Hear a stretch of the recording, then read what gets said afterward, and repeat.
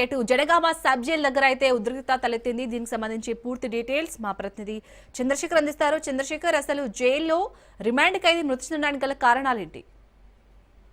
శాలినీపుల మండలం సింగరాజపల్లికి చెందిన మల్లేష్ అనే వ్యక్తి 42 సంవత్సరాల వయసు వ్యక్తి ఈ రోజు నిన్న బ్లీచింగ్ పౌడర్ తాగటంతో తన ఉట్టిన జంగంలోని ఏరియా హాస్పిటల్ తీసుకెళ్లారు. అక్కడి నుంచి బంధువులకి వాళ్ళ భార్యకి సమాచారం ఇచ్చి పరిస్థితి విషమించడంతో నిన్న ఎంజిఎం కి తీసుకువెళ్లారు. ఎంజిఎం వద్ద చికిత్స పొందుతూ మల్లయ్య నిన్న మృతి చెందడం జరిగింది. ఈ విషయంలో ఏదైతే మల్లయ్యకి తన సింగరాజపల్లి గ్రామంలో తన ఇంటి వద్ద బ్రహ్మచారి వ్యక్తితో జరిగిన చిన్న గొడవ విషయంలో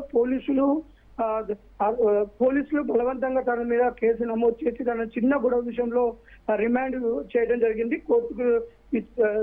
కోర్టుకు తీసుకెళ్లడంతో తనని రిమాండ్ చేసి జనగామ సబ్ జైలు పంపించారు.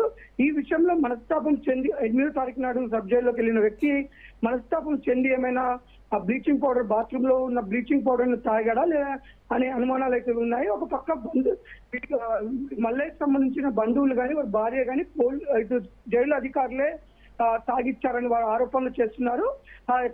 మల్లయ్య మృతిపై అనేక అనుమానాలు ఉన్నాయి.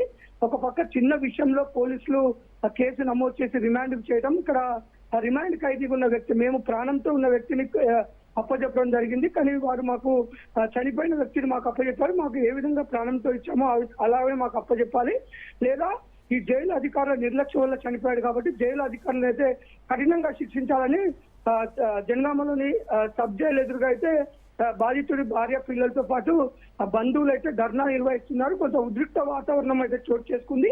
ఈ నేపథ్యంలో డిప్యూటీ కమిషనర్ ఆఫ్ పోలీసు కూడా ఇటు మల్లయ్య భార్య హైమ ఒక ఫిర్యాదు చేయడం జరిగింది. ఫిర్యాదుని తీసుకున్నారు. ప్రస్తుతం అయితే పోలీసులు కొంత శాంతింపజేసి వారితో మీకు న్యాయం జరిగే విధంగా మేము చర్యలు తీసుకుంటామని హామీ ఇచ్చిన నేపథ్యంలో కొంత ఉద్రిక్త వాతావరణం అయితే కొంత తగ్గింది. కానీ వారు ఒకటే డిమాండ్ చేస్తున్నారు, ఈ సెంటర్ ఏదో సబ్ జైలు అధికారుల నిర్లక్ష్యం వల్ల మల్లయ్య చనిపోయాడు, అందుకు సంబంధించిన అధికారులపై చట్ట ప్రకారం చర్యలు తీసుకోవాలని మాత్రం డిమాండ్ చేస్తున్నారు.